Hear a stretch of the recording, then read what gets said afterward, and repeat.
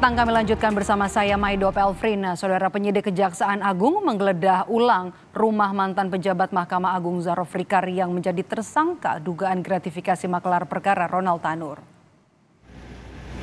Penyidik Kejaksaan Agung kembali menggeledah rumah Zarof Rikar di Jalan Senayan, Kebayoran Baru, Jakarta Selatan pada Selasa sore. Penggeledahan ulang dilakukan untuk mencari bukti tambahan baru soal dugaan pemufakatan jahat dalam perkara Ronald Tanur.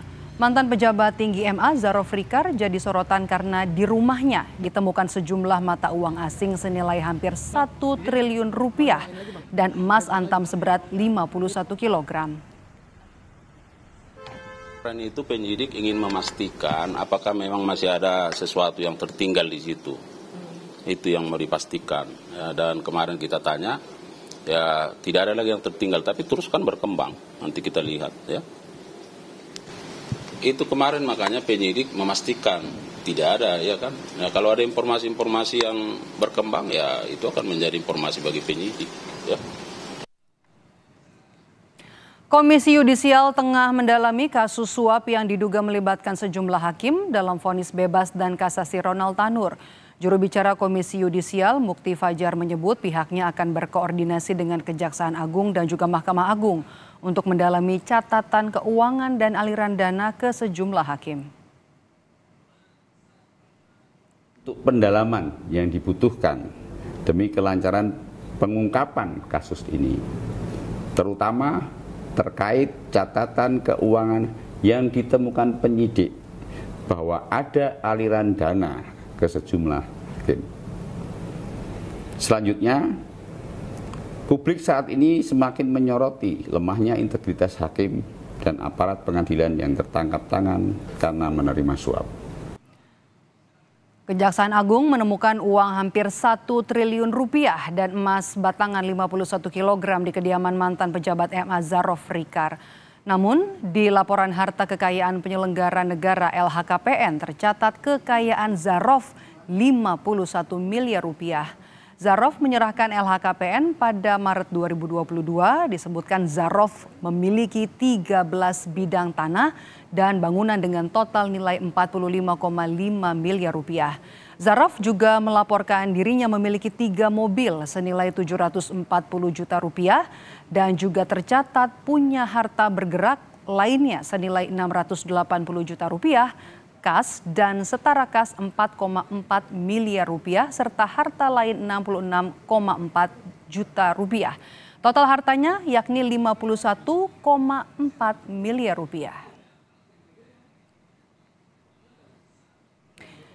Saudara, temuan uang hampir 1 triliun rupiah dan juga emas seberat 51 kilogram dari rumah mantan pejabat MA Zarof Rikar menguak praktik maklar kasus di lembaga peradilan. Tidak hanya memuluskan kasasi dari kasus Ronald Tanur, temuan uang dalam jumlah fantastis ini juga sekaligus mengungkap praktik maklar kasus yang sudah lama dilakukan bahkan sebelum Zarof Rikar pensiun. Lalu bagaimana mengusut perkara-perkara yang diduga untuk memuluskan pelaku dan bagaimana mengusut aliran dananya? Sudah bergabung bersama kami mantan Hakim Agung Gayus Lumbun dan juga pakar tindak pidana pencucian uang Yenti Ganarsi.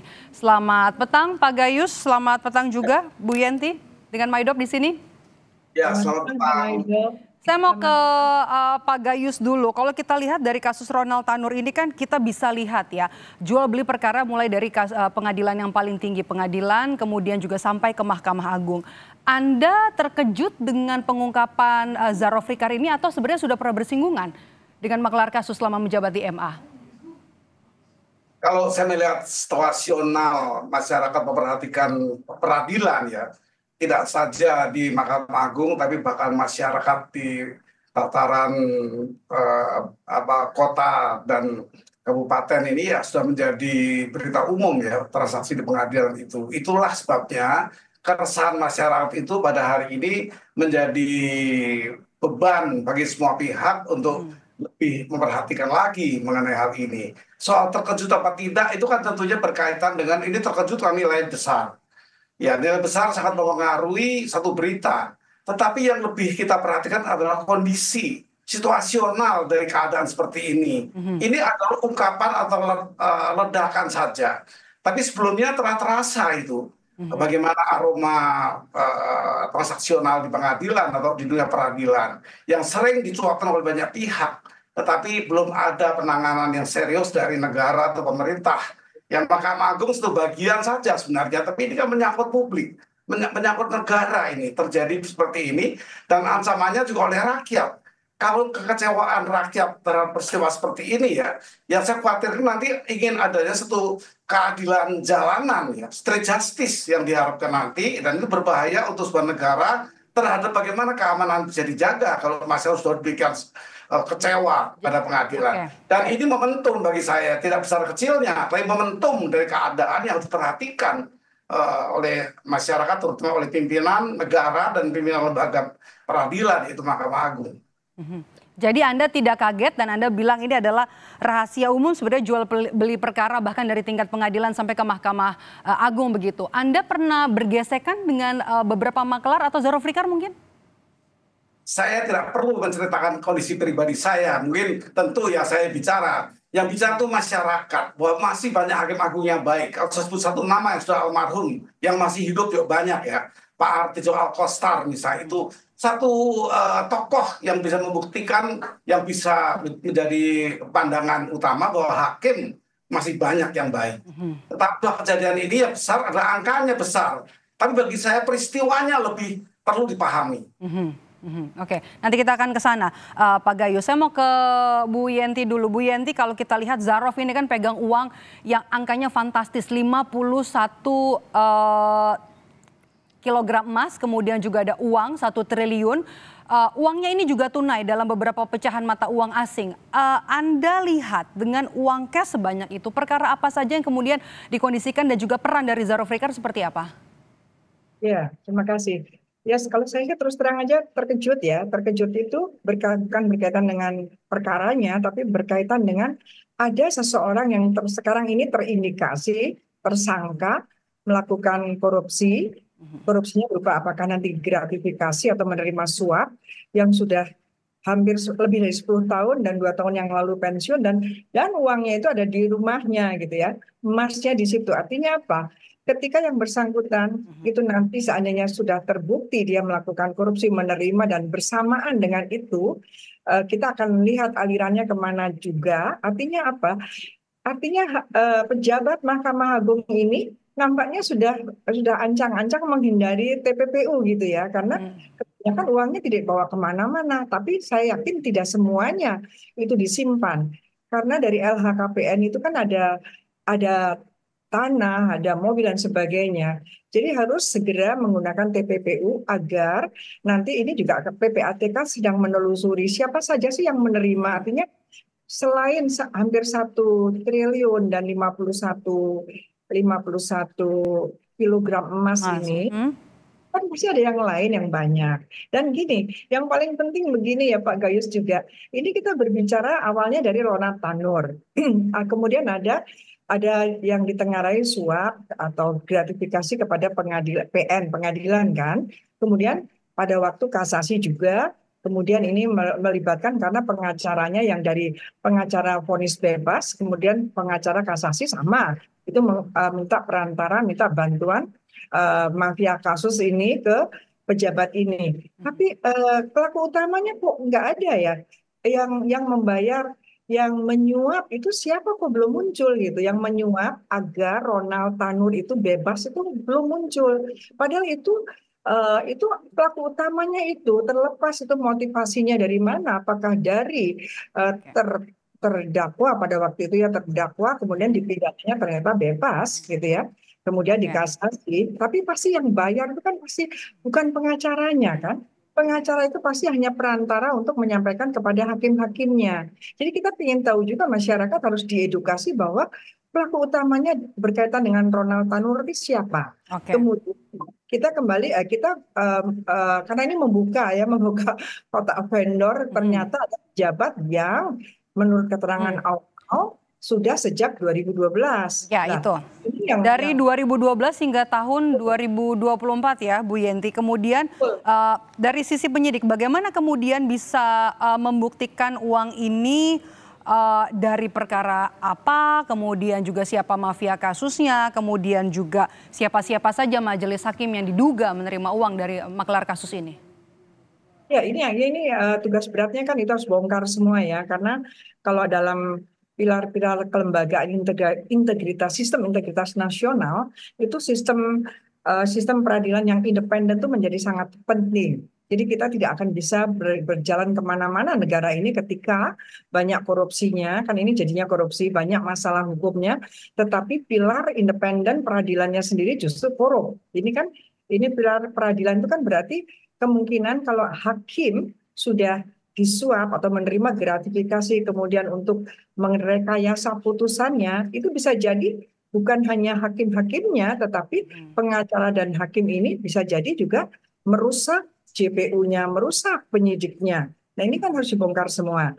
2012 ini kan PPATK juga sedang menelusuri dan harus dicari 2012 itu dari masuknya PPATK itu ada aliran dana dari ZR ini kemana saja, hakim-hakim itu yang menangani itu kasusnya kasus apa saja. Artinya harus berani membongkar semua kasus yang pernah bersinggungan dengan ZR ini. Oke.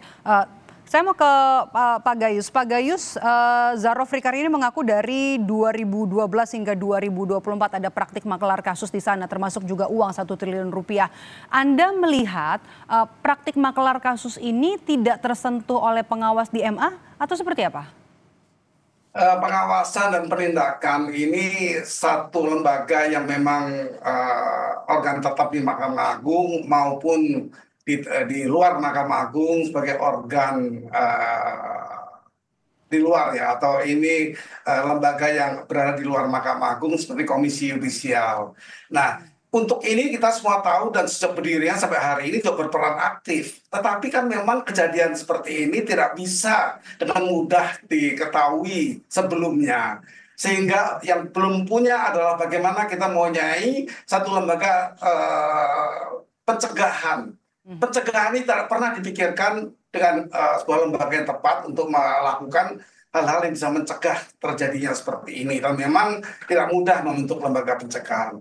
Tetapi kita bicara setelah terjadi seperti ini, bagaimana ke depan? Itu hal yang lebih penting, atau bagaimana mengungkapkan kaitan-kaitan dengan pihak-pihak yang terkait ya. Kalau kita bicara money laundering, terlalu sempit, karena money laundering itu ada arah ke bagaimana uang ini mengalir.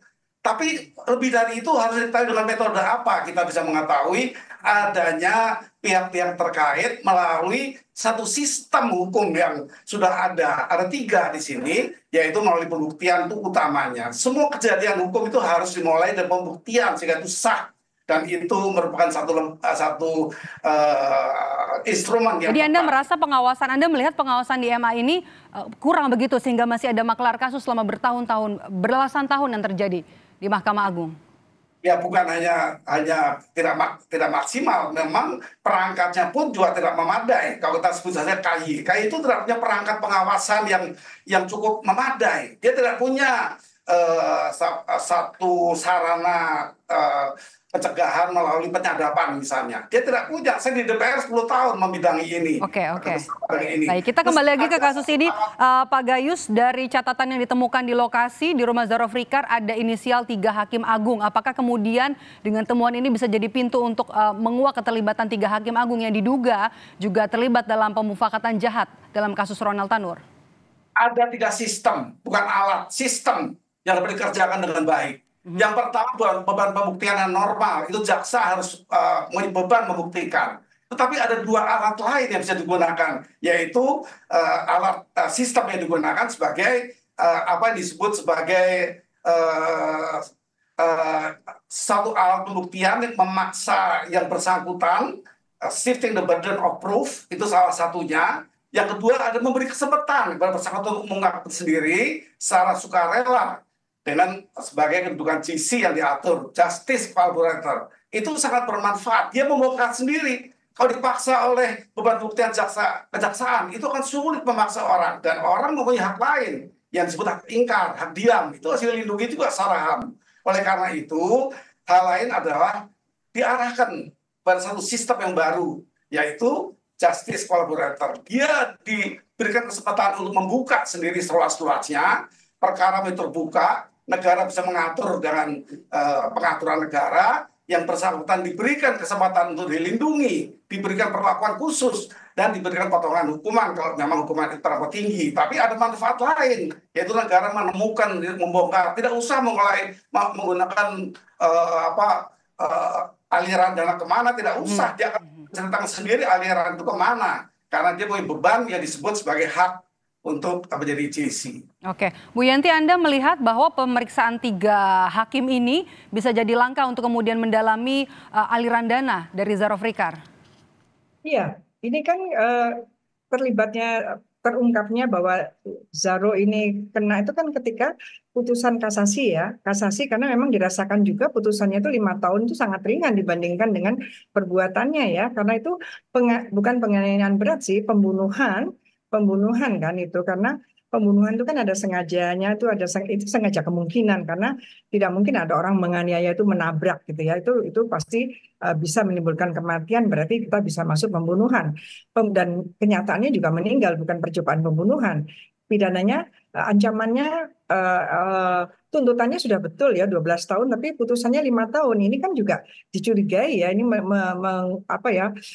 tidak menjawab rasa keadilan korban. Dan ini memang ya, kalaupun kita akan ke sistem nantinya bagaimana memperbaikinya, ini harus dibongkar dulu semuanya, harus dibongkar. Pencucian uangnya paling tidak, ini kan dia mendanai film ya. Ini cara dia mencuci uang antara lain menjadi produser film.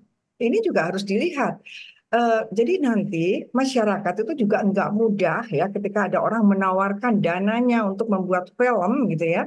Itu juga apakah yang bersangkutan itu profilnya itu sesuai tidak dengan biaya yang harus dikeluarkan. Ini harusnya sistem-sistem pencegahan ini jalan. PPATK juga harusnya nanti kita lihat aliran-aliran dana itu, siapa saja yang menerima berapa aliran dananya. Kalau sampai banyak yang tidak sesuai ya, mencurigakan atau 500 juta ke atas, ternyata bank itu tidak lapor, berarti sistem pencegahan juga nggak jalan. PPATK juga boleh kita menanyakan kepada, atau OJK menanyakan kepada bank-bank itu ketaatannya. Baik, kita tunggu. Ya. Baik, terima kasih Bu Yanti dan juga Pak Gayus. Kita tunggu nanti langkah Kejaksaan Agung lebih untuk bisa mengusut pemufakatan jahat dan juga jual beli perkara yang dilakukan oleh mantan pejabat di Mahkamah Agung. Terima kasih Pak Gayus Lumbun dan juga Bu Yanti Ganarsi sudah bergabung bersama kami di Kompas Petang. Sehat selalu.